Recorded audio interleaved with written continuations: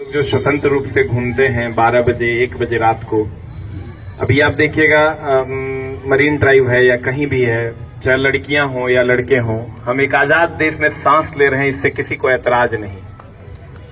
और ये हमारे वीर पुरुष जो शायद हमारे साथ अभी नहीं है लेकिन हमारी सांसों में हमेशा वो रहेंगे, तो उनको याद करने का ये पल है।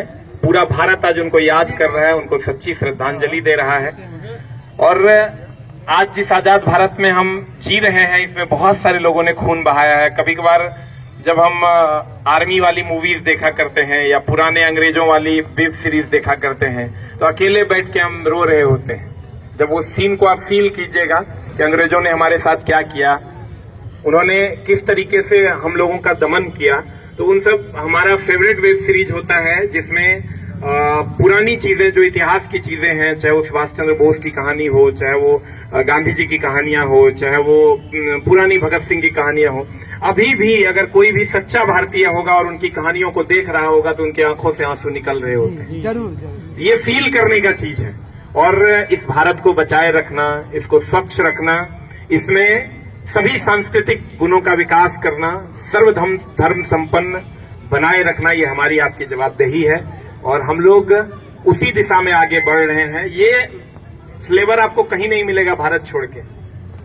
यहाँ हर कदम पर चीजें बदल रही है और सब साथ। ये चीजें आपको कहीं नहीं मिलेगी भारत छोड़ के।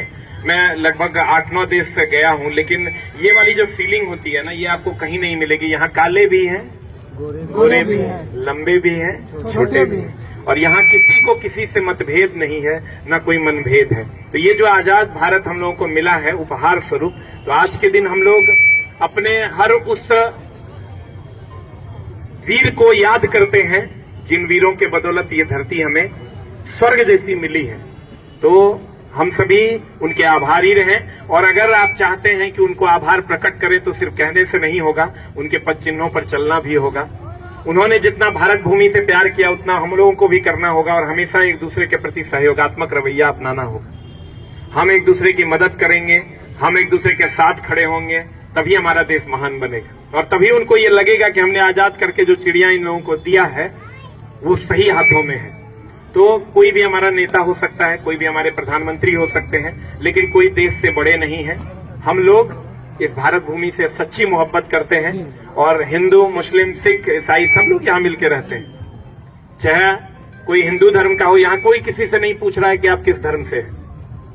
लेकिन आप अन्य राष्ट्र में आप जाइएगा तो वहां पर बहुत सारी चीजें बहुत जगहों पर बैन हो जाती हैं। यहाँ हिंदू, मुस्लिम, सिख, ईसाई कोई किसी से नहीं पूछता है कि आप किस धर्म से